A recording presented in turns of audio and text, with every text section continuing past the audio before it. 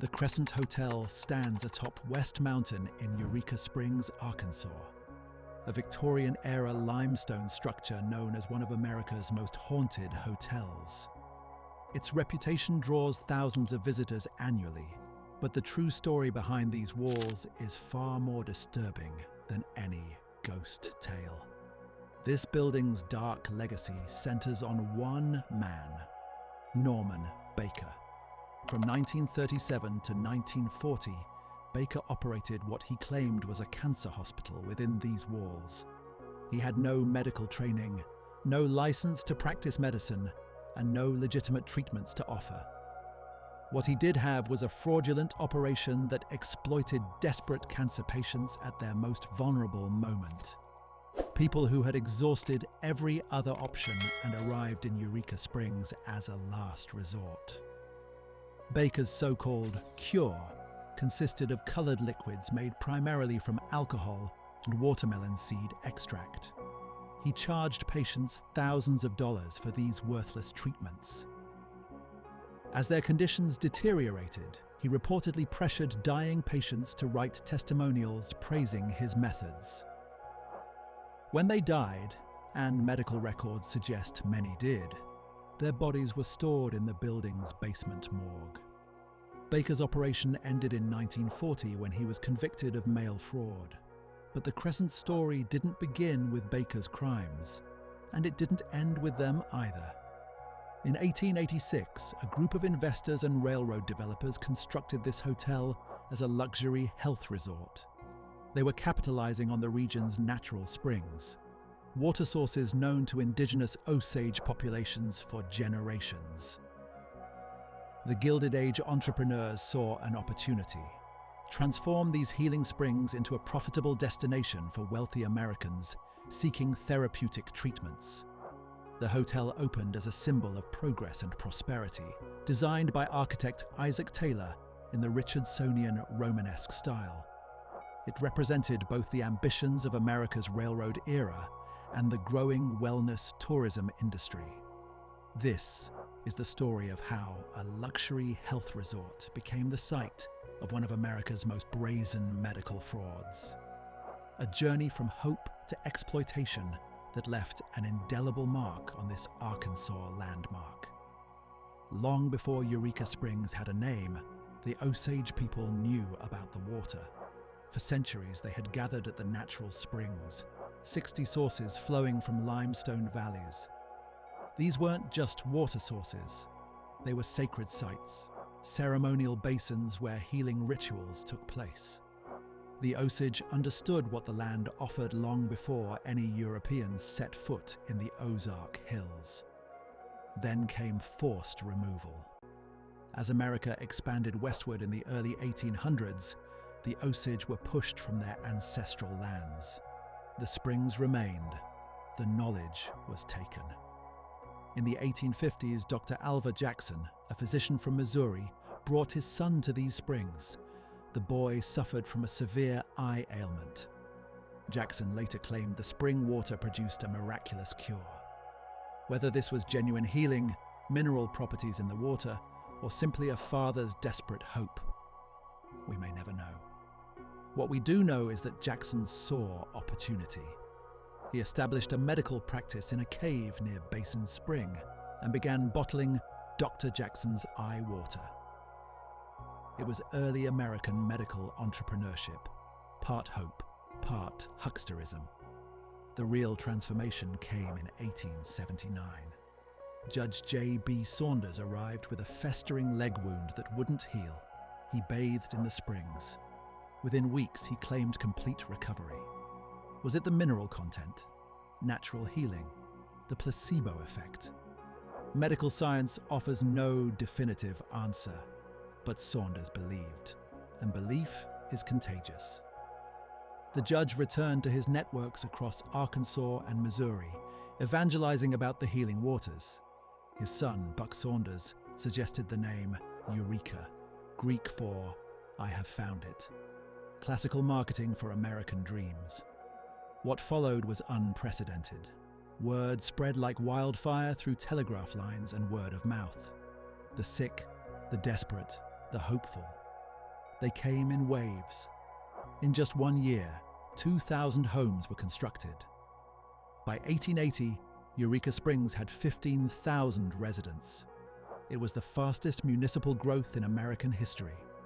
The town officially incorporated that same year. Hotels multiplied, bathhouses opened, bottling operations ran day and night. An entire economy built on hope and water. Railroad executives watched this explosion with calculating eyes. They saw what Eureka Springs was and what it could become with proper infrastructure.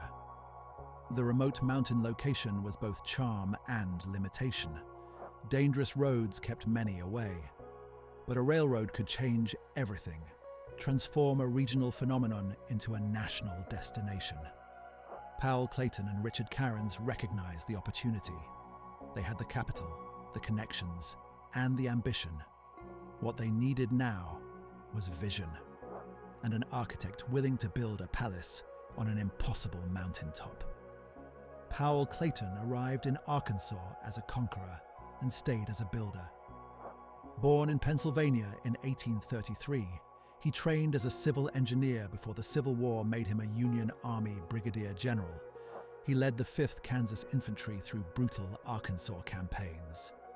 When the war ended, most Northern officers went home. Clayton stayed. By 1868, he was governor of Arkansas, navigating the violent chaos of Reconstruction. The Ku Klux Klan terrorized freed slaves and Republican officials. Clayton responded with martial law. He made enemies, but he also made connections.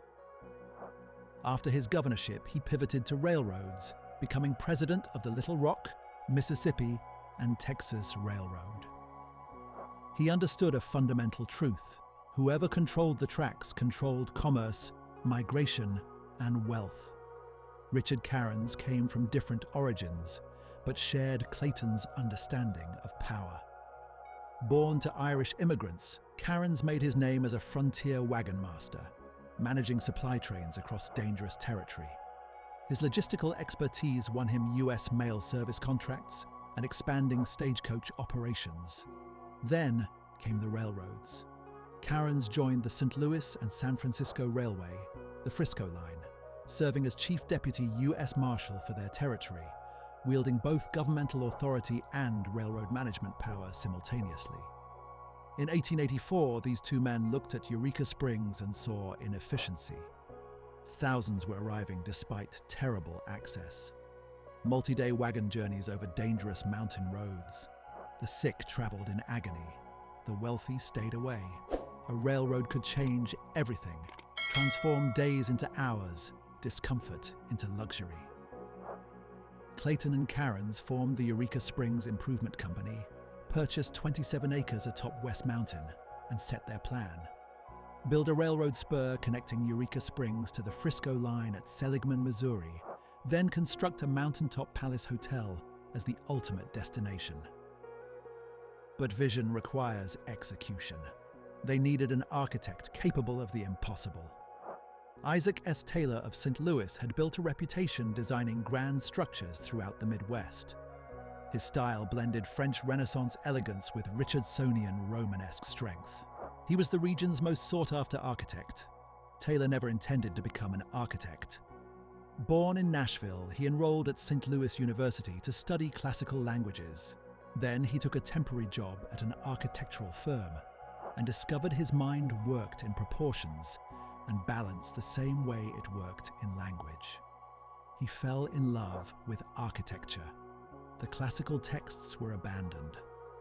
Under mentorship, Taylor absorbed design principles and structural engineering while studying the aesthetic movements sweeping American architecture. His genius was synthesis, blending contradictory styles into structures that felt both delicate and imposing, decorative yet built to outlast generations. The Mercantile Club building showcased his mastery of Romanesque stonework. The Rialto building proved he could marry commercial function with architectural grandeur. When Clayton and Cairns approached him, they weren't asking for just another structure. They wanted a mountaintop castle that felt ancient, a noble estate that appeared to have always existed in those hills. For Taylor, it would become his defining masterpiece. But there was a problem. Taylor had the vision on paper. Translating those drawings into reality on impossible terrain would require skills forged over centuries. The Irish stonemasons were already on their way. Before a single stone could be quarried, before Taylor could unroll his architectural drawings, there was the problem of the mountain itself. Eureka Springs sat in a geographical prison. The Ozark terrain that gave the springs their mystical isolation also made commerce nearly impossible. Wagon roads twisted through valleys and over ridges. A journey that covered 30 miles on a map required 2 full days of dangerous travel. The sick arrived broken. The wealthy stayed away entirely. Clayton understood railroads the way a general understands supply lines. Without infrastructure, even the most valuable territory remains worthless. Eureka Springs had something extraordinary. Thousands of people were already proving it by enduring brutal journeys. Imagine removing the brutality, replacing wagon ruts with steel rails, transforming 2 days of agony into 4 hours of comfort. In 1882, Clayton and Cairns began negotiations with the St. Louis and San Francisco Railway, the Frisco Line, to run a spur connection into Eureka Springs. The Frisco already traced a line through Seligman, Missouri, roughly 40 miles north. A connecting spur would link the springs directly to St. Louis, Kansas City, and beyond. The arithmetic was simple. Easier access meant wealthier guests, grander hotels, larger profits. The engineering challenge was formidable. The Ozark Hills didn't cooperate with railroad grades. Surveyors moved through dense forest, measuring elevations, calculating curves. Dynamite crews blasted through limestone formations that had stood for millennia. Irish and Chinese laborers, the same populations building railroads across America, swung picks and shoveled rock in the Arkansas heat. The Eureka Springs Railway opened in February 1883. The first locomotive arrived to a crowd of thousands. Church bells rang, brass bands played. It was the sound of a town believing in its own future. The transformation was immediate. Before the railroad, perhaps a few hundred visitors arrived monthly, exhausted by the journey. Within the first year of rail service, passenger counts reached into the thousands. Businessmen now booked Pullman cars. The town that had built itself on desperate hope now attracted comfortable curiosity. Clayton and Cairns watched the passenger manifests and made their calculation. The railroad had proved the demand.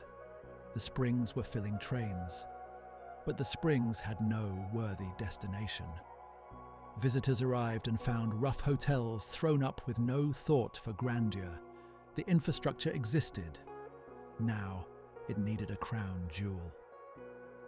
They turned to West Mountain, a mountaintop palace visible from every direction, a beacon travelers could see from the train before they even arrived.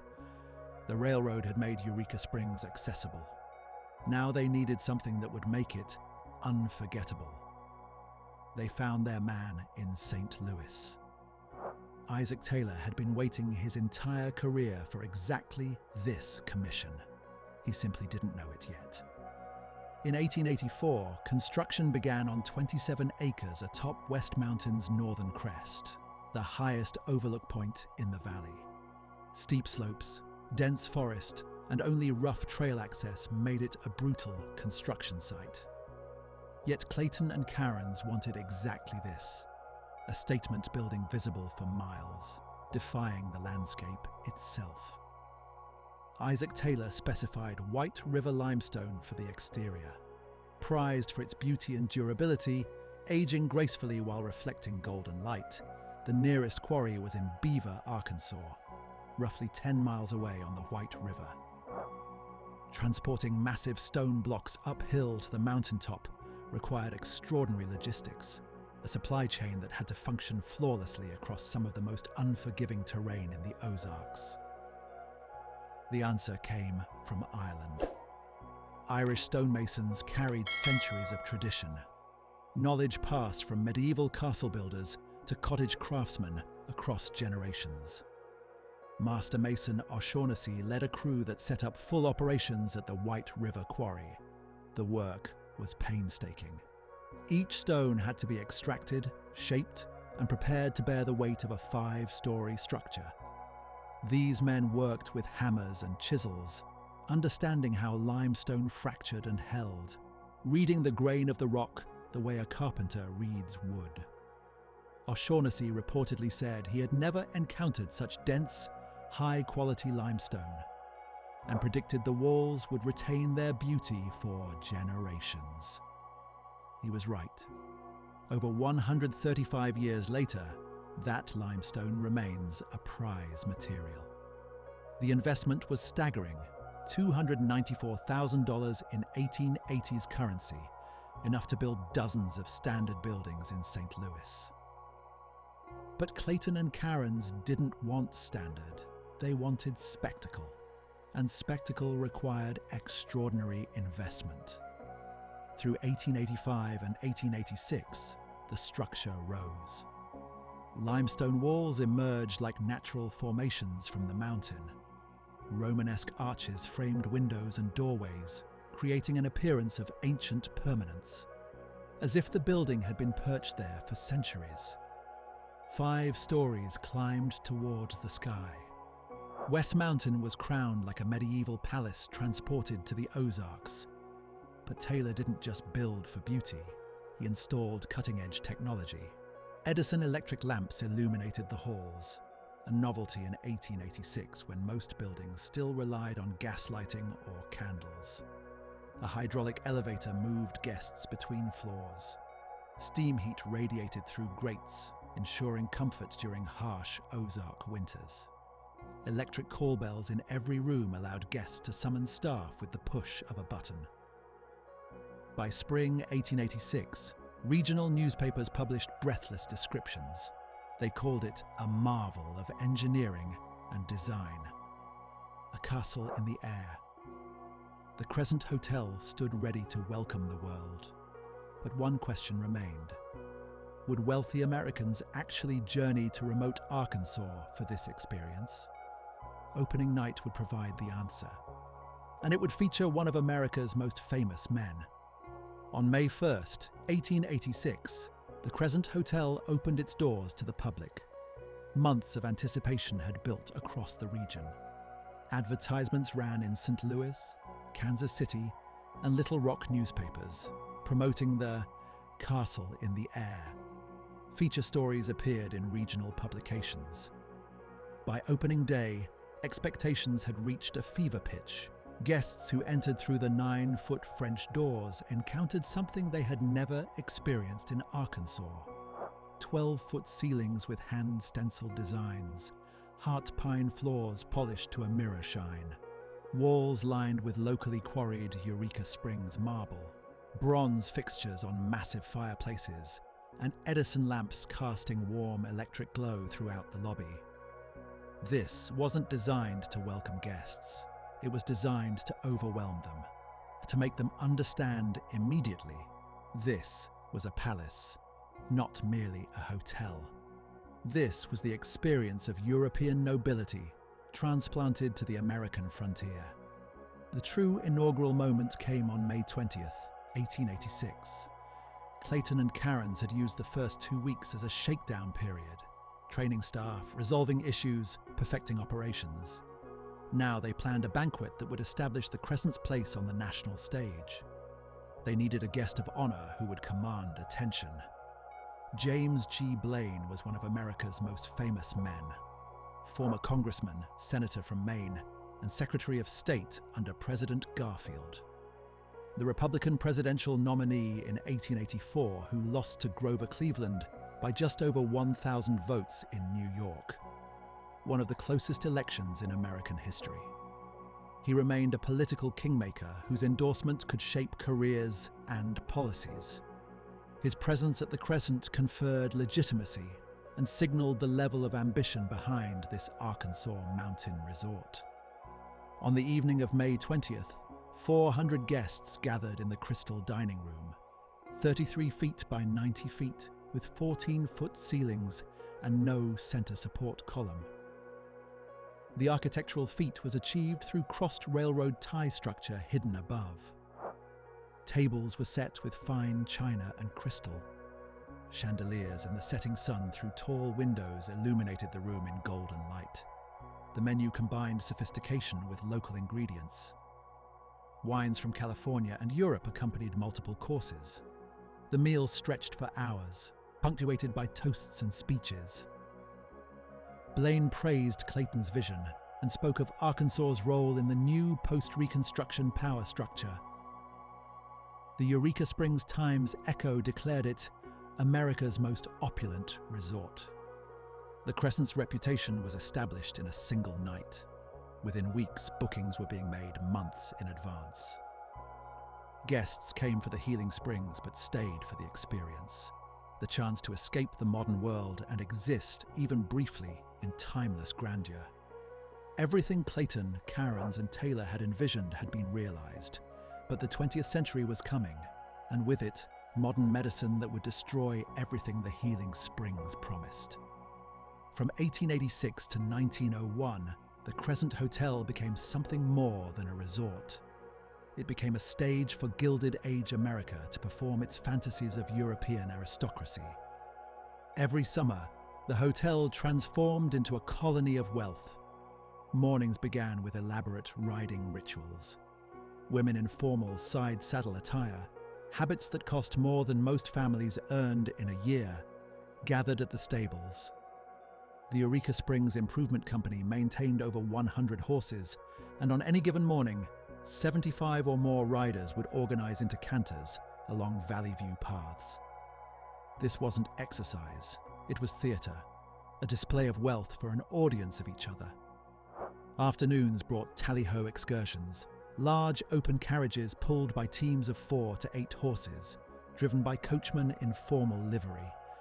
Destinations included Sanitarium Lake, various springs, and scenic overlooks. But the destination mattered less than the journey itself. Being seen, performing status. Townspeople watched with a mixture of admiration and quiet resentment. Evenings belonged to the Crystal Dining Room, tea dances accompanied by the in-house orchestra, formal dinners where guests from New York competed with guests from Chicago over who wore the finest evening wear. The signature dish was crab Lorenzo, proof that even in the remote Ozarks, civilization could be maintained at the highest level. The guest registry reared like a directory of American power. Federal judges, senators, railroad magnates, mining entrepreneurs. These weren't merely wealthy people on vacation. They were members of an exclusive club, confirming their status to one another. For a few weeks each summer, they played at being lords and ladies, a holiday from the industrial empires they were building back home. What the Crescent sold was a promise: health through curative springs, luxury in European-style accommodations, natural beauty and mountain air, escape from modernity through the most modern infrastructure available. Guests could soak in springs during the day, dress for formal dinners at night, and wake to mountain air and birdsong each morning. The success was sustained and solid. Summer bookings remained strong. Guests returned year after year. The Crescent became synonymous with Eureka Springs itself, the crown jewel of the entire town. But beneath the champagne toasts and formal dinners, a revolution was brewing in laboratories across America and Europe. Science was beginning to kill the magic of healing springs, and with it, the very purpose of the Crescent Hotel. The 20th century arrived quietly, but its impact on the Crescent Hotel was devastating. Germ theory gained acceptance in medical communities across America and Europe. Science moved beyond folk remedies and ancient traditions. Doctors began explaining what was really happening when patients recovered at health resorts. Rest, fresh air, time, not magic water. Meanwhile, genuine medical advances emerged rapidly. X-rays allowed physicians to see inside the body for the first time. Surgical techniques improved dramatically with better anesthesia and antiseptic practices. Aspirin provided reliable pain relief without the need for spa pilgrimages. The wealthy who once traveled to spring resorts for vague health benefits now chose hospitals with modern equipment and trained physicians. Faith in curative springs crumbled under the weight of scientific evidence. For the Crescent, the impact was measurable and brutal. Occupancy rates dropped. The April to October season gradually shrank. Off-season operation became financially unsustainable. Heating costs, staff salaries, maintaining amenities for sparse guests didn't justify keeping the massive building open. The hotel was forced into seasonal operation. Grand halls that once glowed with electric light sat dark and cold. Half the year, the Crescent could afford to endure. It could not afford to thrive. In 1902, the owners leased the property to the Frisco Railroad for 5 years.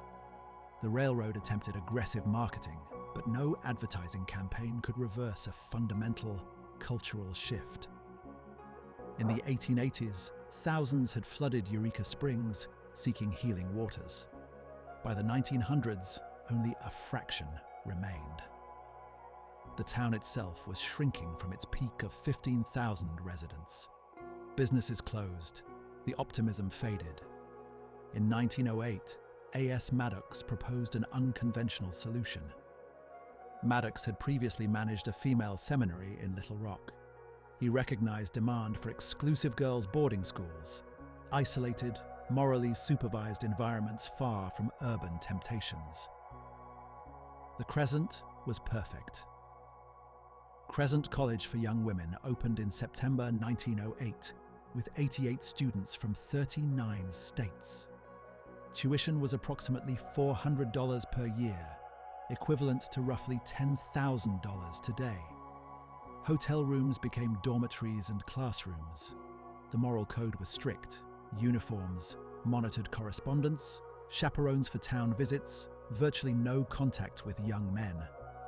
Isolation, once the Crescent's weakness as a resort, became its asset, a pure environment for shaping young women's character and intellect. The college maintained this dual identity for 16 years. In 1924, it closed permanently. Lack of interest, funds, and citizen backing. The building sat empty through the late 1920s. When the stock market crashed in 1929, a desperate attempt was made to reopen as Crescent Junior College under President A.Q. Burns. By 1933, this too failed permanently. Every attempt to save the Crescent had failed. The building stood empty, broken, desperate for purpose. Into that desperation walked a monster in a white suit with a politician's smile. Norman Baker had found his stage and his next victims. Norman Glenwood Baker was born in Muscatine, Iowa in 1882, the 10th and last child of an inventor who held 126 patents. His father's ingenuity didn't transfer. Baker dropped out of high school his sophomore year and drifted through machinist jobs without distinction or direction. Then he saw a magician perform. Something clicked. Baker organized a traveling vaudeville show featuring Madame Pearl Tangley, a supposed mind reader. The act was pure fraud, but Baker learned something that would define his career: how to manipulate an audience, how to make people believe what they desperately wanted to believe. For a time, Baker pursued legitimate business, patenting the air calliophone, a portable organ that sold well across the country, running a mail-order correspondence school, and building a successful direct mail enterprise. By the mid-1920s, he was a genuine entrepreneur with a growing fortune. In 1925, he launched radio station EATNT, Know the Naked Truth, positioning himself as a populist champion, attacking the medical trust. Then Baker decided he could cure cancer.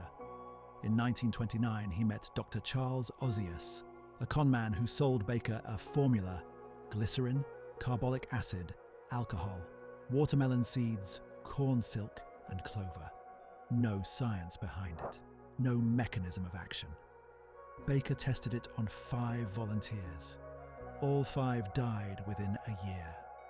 He covered up the deaths, declared the experiment a success, and opened the Baker Institute in Muscatine. A fraudulent cancer clinic broadcasting testimonials over his radio station, while the deaths went unmentioned. In 1932, the American Medical Association's journal called Baker exactly what he was: a quack. Baker sued and lost spectacularly. He ran for Iowa governor and lost. By 1936, Iowa had issued a warrant for his arrest. He fled briefly to Mexico, then spent a single day in jail before making bail. He needed a new location, somewhere desperate enough to overlook his reputation. He found Eureka Springs, Arkansas. In July 1937, Baker purchased the Crescent Hotel and immediately transformed it into his Baker Cancer Hospital. He installed bulletproof glass in his office, built a hidden staircase for escape, and kept 2 Thompson submachine guns nearby. His promotional literature was masterfully crafted to exploit hope. Cancer was curable, he promised, without surgery or radiation. The desperate believed because they had no other choice. The Crescent Hotel, once a palace of hope, was becoming a factory of death. Inside the Baker Cancer Hospital, every day followed the same routine. Patients received castor oil at 6 a.m., a mysterious tonic at 7 a.m. Breakfast consisted of raw vegetables and carrot juice. Then came the injections, Baker's Formula No. 5, administered 3 to 7 times daily depending on how much the patient could pay. Formula No. 5 was medically worthless. The mixture contained alcohol, glycerol, carbolic acid, ground watermelon seed, corn silk, and clover. There were no active anti-cancer ingredients. The dosages were high enough to cause tissue damage and systemic toxicity. Baker injected the formula directly into tumor sites. It was extraordinarily painful. It did nothing to stop cancer. When patients inevitably deteriorated, Baker blamed their lack of belief. If patients didn't recover, it was because they hadn't believed strongly enough in the cure. This conveniently absolved Baker of all responsibility, while ensuring patients blamed themselves rather than his fraudulent treatments. The financial exploitation was systematic. Staff were instructed to find ailments patients didn't know they had in order to increase charges. Each discovery meant additional treatments, higher bills. Once patients had invested significantly, they were too committed to walk away. Bedridden patients received visits from Baker's staff and were told to write positive letters about improvements in their condition. Baker used these testimonials in promotional materials distributed in newspapers and broadcast over his Mexican radio station, Xant. The basement, a former bowling alley, became a makeshift morgue with refrigerated storage.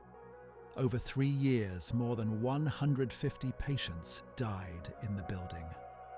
Roughly 1 death per week. Baker claimed they had arrived too late for his treatments. Funeral homes removed bodies at night, while families continued arriving, believing his promises. Remarkably, Baker still rented rooms to regular tourists, who stayed in the building often unaware of the deaths occurring floors away. In the lobby, Baker maintained a display case filled with specimen jars, supposedly tumors removed from cured patients. Later analysis revealed they were pig organs and medical surplus purchased from biological supply companies. Some were autopsy tissues from procedures Baker had nothing to do with. They were props, but they were convincing to desperate people looking for any sign of hope. Baker himself dressed ostentatiously: white suits, lavender shirts, a diamond horseshoe pin, a lavender cord automobile. grotesque flaunting during the Great Depression when most Americans struggled to eat. Meanwhile, US postal inspectors were building a file: mail fraud, miracle cure brochures, testimonials from patients who are now dead. The investigation was methodical, thorough, and patient. Federal agents were finally ready to move on Norman Baker. The cancer con was over. The Crescent's horror, however, was settling into its bones. On September 1st, 1939, the same day German tanks rolled into Poland, federal agents arrested Norman Baker at the Crescent Hotel. He was charged with 7 counts of mail fraud. Not murder, not medical malpractice, mail fraud. It was an elegant prosecutorial choice, proving that Baker's treatments caused specific deaths would require medical experts, autopsy reports, and complex debates about cancer progression. But mail fraud was simple. Prove Baker made false claims through the mail and received money based on those claims. The evidence filled boxes. The trial began in 1940. Assistant U.S. Attorney Leon Catlett presented documents and devastating testimony. Survivors described worthless injections and broken promises. Families of the deceased took the stand. Funeral directors testified about the steady stream of bodies removed from the Crescent's basement morgue, night after night. Baker's defense attorneys painted him as a misunderstood visionary persecuted by the medical establishment, and presented testimonials from patients who claimed improvement. The jury was unconvinced. The evidence was overwhelming. Miracle promises on one side, reality on the other. Baker was convicted on all 7 counts and received a 4-year sentence at Leavenworth Federal Penitentiary, relatively light given the scope of his fraud, but limited by statutory maximum penalties for mail fraud at the time. All appeals were denied. In March 1941, Baker entered Leavenworth. The Baker Cancer Hospital closed permanently. Patients well enough to travel were sent home. Those too sick were transferred to legitimate hospitals where they could receive actual medical care, though for many it was already too late. The Crescent Hotel sat empty once again. The lobby still bore Baker's garish purple and orange decorations. The basement morgue stood vacant, but the building carried the memory of human suffering in ways that couldn't be painted over or renovated away. Locals began avoiding the property. Ghost stories started immediately. People reported shadowy figures in hallways, sounds of crying from empty rooms, a pervasive sensation of being watched. The haunted reputation was cemented not by centuries of history, but by 3 years of concentrated suffering. Baker served his full sentence and was released in July 1944. He attempted to reopen his operation in 1946, but the con was permanently finished. He retreated to a yacht in Florida. On September 8, 1958, Norman Baker died of cirrhosis of the liver and cancer. The irony was unbearable. For 20 years, he had claimed to cure the disease he died of. He was buried in Muscatine, Iowa. His grave remains unmarked. The monster was dead. But the presence of his victims remained in the Crescent Hotel. The building needed resurrection, but first, someone had to be brave enough to restore a structure where 150 people had died believing in lies. In 1946, 4 Chicago businessmen, John Biffield, George Constantine, Herbert Nichols, and Maurice Shutter, purchased the abandoned Crescent Hotel and began the painstaking work of restoration. Baker's garish purple and orange decorations were stripped away. The Victorian elegance that Isaac Taylor had originally designed was carefully brought back.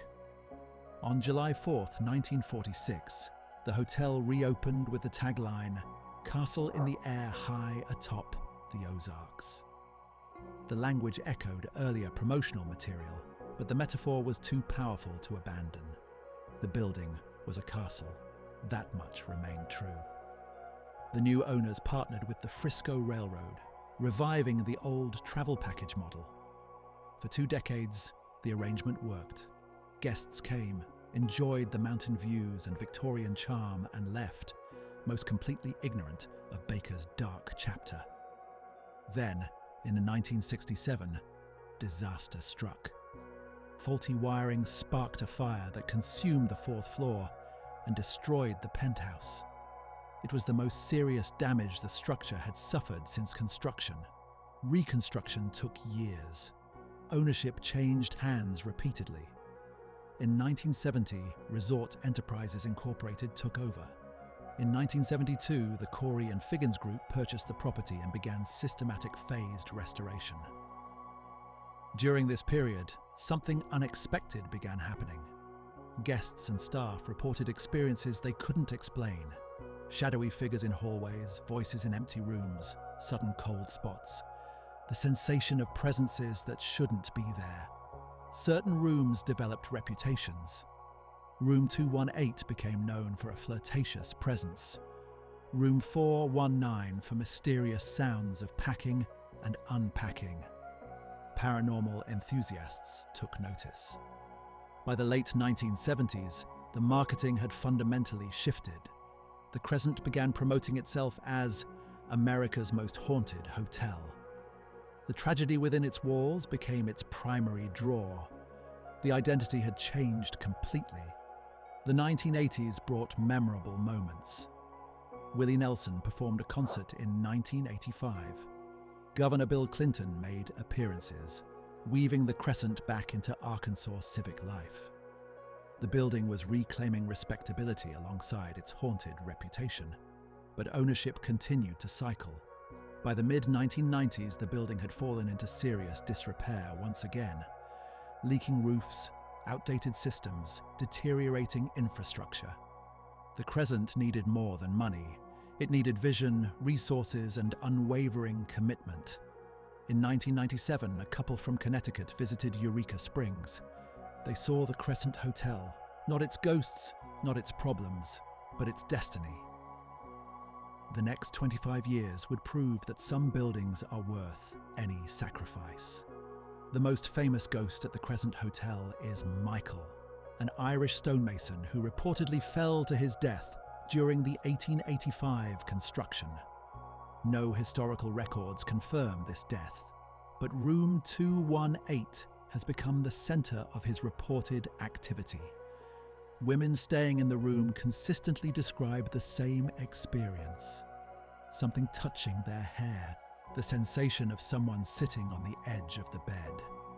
The room books solid among paranormal enthusiasts. Room 419 belongs to Theodora, a patient from Baker's hospital era. Guests report luggage being unpacked and repacked, clothes moved between drawers. The nurse makes her eternal rounds on the 3rd floor, the same floor where Baker's hospital rooms were located. Witnesses describe a woman in an old-fashioned uniform pushing a gurney. She never speaks, never acknowledges the living. Brecky is the photobombing child, reportedly a 4-year-old whose translucent figure appears in tourists' vacation photos, driving viral social media attention and more visitors. The most dramatic apparition appears at exactly 10:30 p.m. on the east balcony, a white figure falling, surrounded by mist. The legend suggests she was a Crescent College student, though no historical record confirms this. The timing and location remain consistent across reports. Over 2 decades, 17 television shows have filmed paranormal investigations at the Crescent. The results remain ambiguous, but the publicity has made the hotel internationally famous. Nightly ghost tours generate major revenue while telling Baker's story alongside the legends. Engagement with tragic history rather than sanitized entertainment. In February 2019, construction crews excavating for parking expansion discovered hundreds of bottles buried behind the building. University of Arkansas archaeologists identified the site as Baker's Midden, his medical waste dump. Testing revealed human tissue mixed with animal organs, Baker's props buried when the hospital closed. The discovery made national news and reignited interest in the hotel's dark history. Those specimen jars now occupy a fourth-floor museum display. Whether the ghosts are supernatural phenomena or psychological suggestion remains debated. Skeptics point to environmental factors and profitable storytelling. Believers cite consistent experiences across decades of unconnected witnesses describing the same things in the same rooms. But one thing is certain, the history isn't sanitized or forgotten. The limestone walls hold these stories. The suffering is acknowledged rather than buried, and the walls are not letting go. On February 28, 1997, Marty and Elise Ronitich purchased the Crescent Hotel. The building was in terrible condition. Most potential buyers saw an impossible project. The Ronichs, preservationists from Connecticut, saw something different, a monument worth saving. Their plan was audacious, complete restoration while keeping the hotel operational. In May 2000, they announced their restoration timeline publicly. They projected 10 years. Observers considered them delusional. They completed the work in 5. The 5th floor became their first priority. The penthouse destroyed in the 1967 fire was recreated to match the original roofline. The Ronichs made it their private residence, living above the business as a statement of commitment. For the interior, they brought in Richard Piard, a master artisan specializing in Victorian decorative painting. Piard painstakingly recreated the hand-stenciled patterns from 1886, transforming spaces into authentically Victorian environments. Historically accurate without feeling like a museum. Every guest room was renovated floor by floor while renting available rooms. Strategic additions generated revenue that funded preservation. 4 jacuzzi suites in 2002, 4 treetop cottages in 2008, and the conservatory rebuilt in 2004 as a glass-enclosed wedding venue. In 2000, they opened the New Moon Spa on the garden level, referencing the property's healing origins while offering legitimate therapeutic services. During construction, workers uncovered the original duckpin bowling lanes from Baker's era, incorporated as a historical feature. On January 26, 2016, the Crescent Hotel was listed on the National Register of Historic Places. Tragedy struck in 2009 when Marty Ronitich was killed in a car accident. The community wondered if restoration would stall. Instead, Elise doubled her commitment to Marty's vision. In November 2022, she received the Historic Hotels of America Lifetime Achievement Award for 25 years of dedication.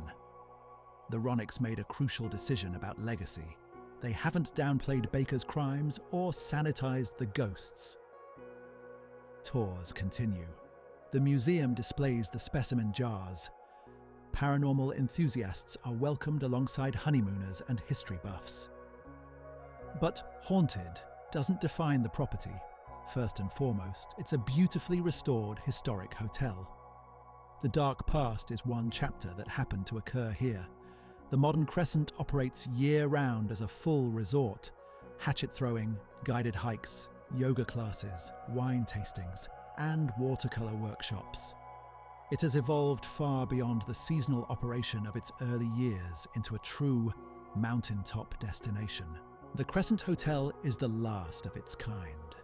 The Grand Arkansas Springs resorts that once dotted these mountains are gone, demolished, burned, or collapsed into ruin. Only the Crescent remains.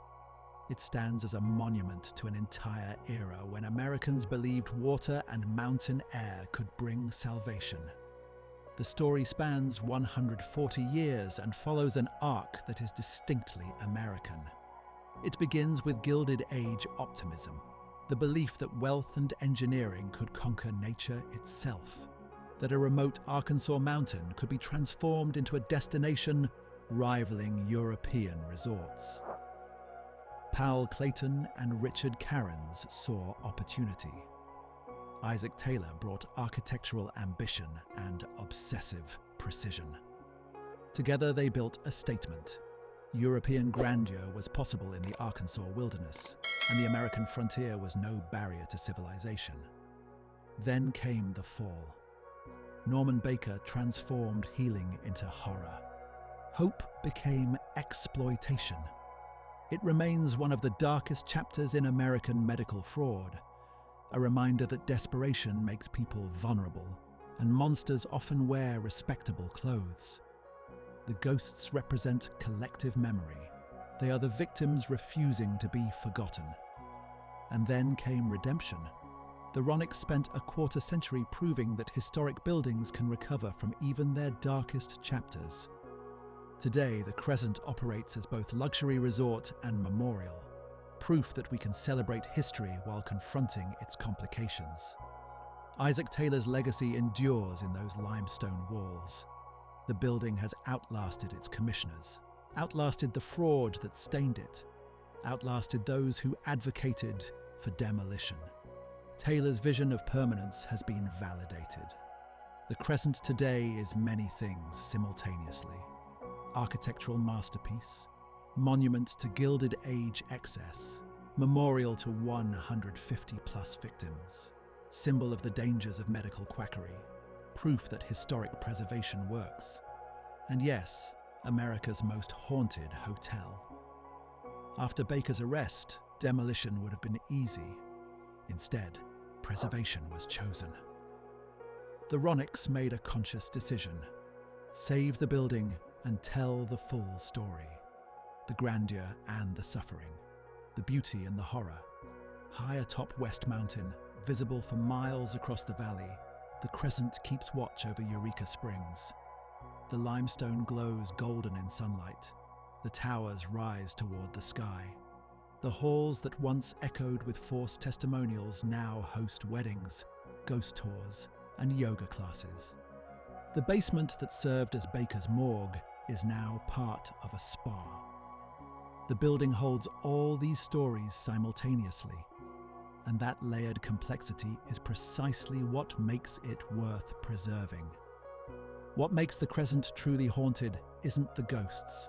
It's the building's refusal to let us forget. The Osage who were displaced from these hills, the Irish craftsmen who built these walls with their hands, the desperate cancer patients who believed Baker's lies, the college girls who studied in these rooms.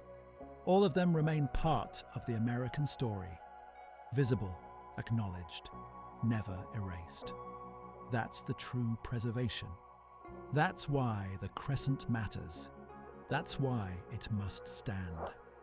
The castle watches over the valley. The limestone endures. The stories multiply.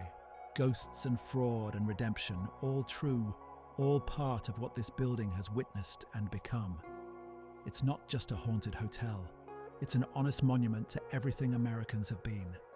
Good and terrible, ambitious and cruel, capable of building beauty and capable of turning it into nightmare, and sometimes capable of resurrection.